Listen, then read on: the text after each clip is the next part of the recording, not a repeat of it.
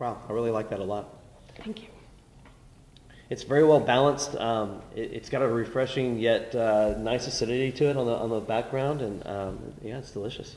Santa Ynez stays pretty cool in the evening, so we still retain the acidity, but with the warmer days, we get more of the tropical notes out of it. So I think it's really well balanced. How's the elevation there? I think we're at about 400 feet. I could be wrong on that, but that's my guesstimate. It's about 400 feet, so definitely cool evenings. Okay. We still get coastal influence in Santa Ynez Valley. Right. So things do cool off at night, which is great. I mean, sort of the perfect California temperatures, warm days and cool evenings. Warm days and cool evenings. That's great. And so what are we going into next? Okay, the next wine that we're tasting is the 2009 Lincourt Steel Chardonnay. So this is from the 2 vineyards that we own in the Santa Rita Hills, which again is Rancho Santa Rosa, Rancho Las Hermanas. Okay.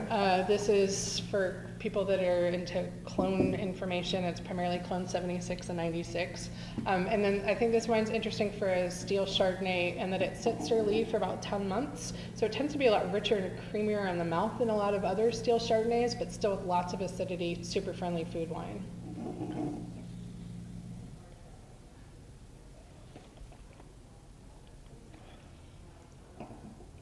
Once again, really refreshing. I really enjoy the balance. I mean, these are so well balanced so far. Tell me about what kind of foods you would pair this with. I'm a big salmon and Chardonnay fan. So Are you really? Yes. That's interesting. I love Pinot Noir and salmon, of course, but I could definitely see that. Yeah, I think that the acid profile works really well. Yeah.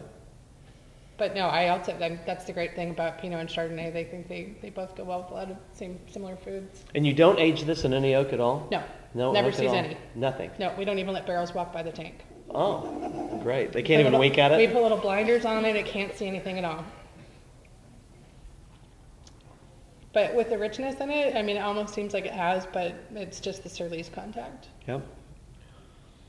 It's amazing. It's got a really nice oil content to it, and I could see that going, pairing up with those oil-based fish like salmon and so forth. We had some great toro last night that I think would work pretty well with that too. Yeah. Sushi. Uh-huh. Awesome. So the next wine we're going into? The next one is a 2008 Lincourt Santa Barbara County. This was barrel fermented. This was sitting on the lees for about 12 months before it went to the bottle, and it's about 40% new oak, all French oak.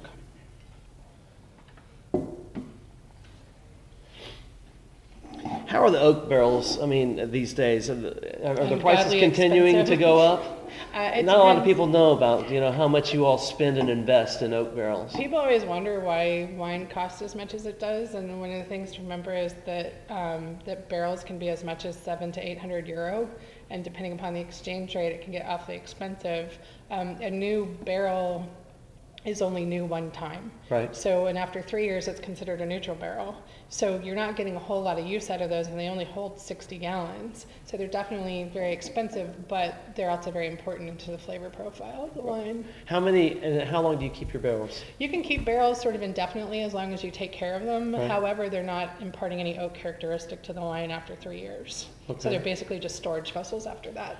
And from this particular area in Appalachian, are there any type of characteristics that you can normally find in the wine? I mean, right off the bat, whenever you're tasting, your Chardonnays? I think just the acidity and the balance, that there is a lot of fruit up front, which goes with the warmer Absolutely. days. And then the concentration, we have incredibly long growing seasons, so the hang time is really long, which allows for really in-depth concentration. Expand on your growing season. I mean, what do you mean by that? I mean, long growing season. We tend to get bud break in typically, well, it sort of depends. This year we had 6 weeks that were in the 80s in January and February, so we were keeping our fingers crossed that we didn't have bud break too early, because we can typically have a big frost right after that, right. which is a really bad combination. I saw the weather this morning, and it's supposed to snow in San Francisco tomorrow.